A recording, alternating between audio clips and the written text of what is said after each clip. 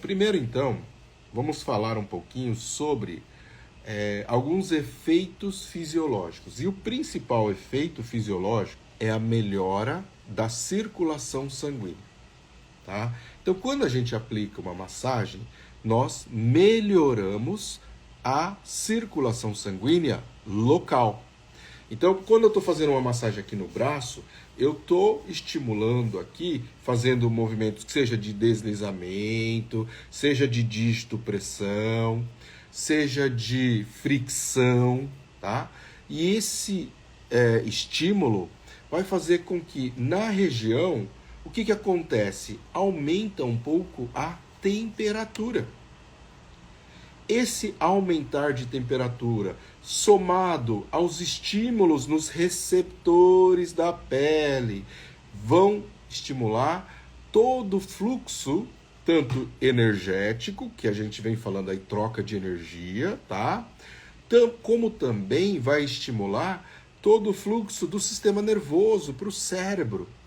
E esse estímulo vai fazer com que o cérebro comece a produzir aquilo que uma outra pessoa falou ali, em relação ao quê? Em relação àquilo que o nosso corpo precisa, tá? Em relação àquilo que a gente chama de remédios naturais. Então isso é muito bacana e muito importante, tá? E aí entram as substâncias que a gente viu aí você escrevendo: dopamina, serotonina, endorfina, ocitocina. Então tudo isso é que vai gerar os benefícios. São os elementos que vão fazer com que você consiga ter um resultado, um benefício maior através da massoterapia. Tá? Então a gente tem que pensar nisso. As pessoas às vezes eles tendem a considerar que você aumentar a circulação sanguínea é um benefício, mas na verdade é um efeito fisiológico causado pela massagem, pelo estímulo da massagem, seja pelo movimento, seja pela pressão, seja pelo contato, tá? Então quando você aplica o estímulo, você acaba gerando essa melhora. Já tem-se estudos discutindo que sim, será que é um efeito sistêmico? Não, tá? A princípio, né, o efeito da massagem em relação à circulação sanguínea ainda é um efeito o quê? É um efeito em termos locais. Lógico que se eu trabalhar o corpo todo, tá? Se eu trabalhar o corpo todo, eu vou estar, de certa forma, estimulando a circulação sanguínea em cada momento, de modo geral, né? O corpo todo. Mas não vai ser um efeito sistêmico, tá? Nunca vai ser um efeito sistêmico. É diferente de, por exemplo, se você quer realmente causar um efeito sistêmico na circulação sanguínea, você vai fazer uma sauna. E aí, como é que você sabe que realmente a sua circulação sanguínea baixou? Ou, desculpa, que sua circulação sanguínea aumentou, tá? Por quê? Porque a sua pressão baixa. E aí é uma questão de física, gente, é uma questão de física. Quanto maior a área de circulação de sangue, menor a pressão. Quanto maior a área de circulação de sangue, menor a pressão. Então, se você entra numa sauna, por que as pessoas passam mal, tá? Quem tem pressão baixa e vai fazer uma sauna, por exemplo, começa a passar mal. Por quê? Porque a pressão vai baixar mais ainda. Ao contrário, as pessoas que têm pressão alta, que nem, por exemplo, que nem eu, tá? Vão sentir muito bem, vão sentir um alívio muito grande. Por quê? Porque a pressão vai diminuir, então ele vai ficar mais relaxado.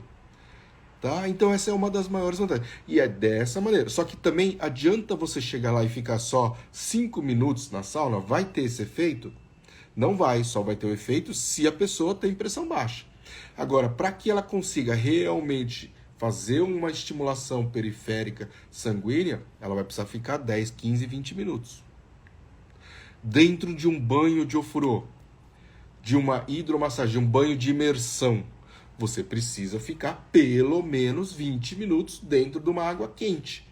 E aí, quente, como que eu tenho esse parâmetro? Tem que ser acima de 36 graus, tem que ser 40 graus mesmo, 42 graus. Aí você vai fazer uma diferença na temperatura corporal. Mesmo porque também o nosso corpo já está na média de 36, 37 graus. Isso já é quente. Então, se eu ir num lugar que eu for numa temperatura de 35, 36, não vai fazer diferença nenhuma. Tá? Se você fazer um banho de imersão quente com fins terapêuticos, ele precisa estar numa temperatura de 40 graus para cima. Para fins terapêuticos, tá? Para fins terapêuticos. E então, é dessa maneira que a gente consegue. Agora, por isso é que com a massagem você não consegue gerar isso. Tá? Você não consegue ter esse efeito. Mas, lógico que, né, em termos local, tá? Na hora que eu estou fazendo ali o estímulo, fazendo, né, o desenvolvimento da técnica, aí sim, naquela região, eu consigo melhorar, né, lógico, um pouquinho que seja a circulação sanguínea local. Mesmo porque também a gente verifica que o quê? A temperatura aumenta na região. E um indicativo de que você aumenta o aporte de sangue é porque a temperatura aumenta. É um outro efeito fisiológico que acontece quando você aplica a massagem. E aí é por isso que, né, algumas pessoas falam assim, será que eu vou fazer a massagem naquele lugar em que a pessoa não está sentindo dor ou está sentindo dor? Onde ele está sentindo, eu vou ter que trabalhar um pouco mais justamente por causa disso.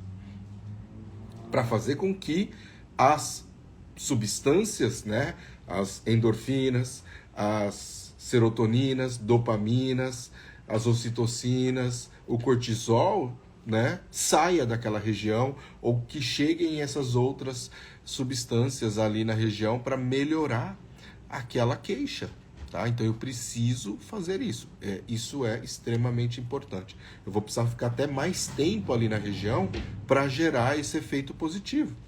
Isso é fundamental, isso é muito importante, tá ok?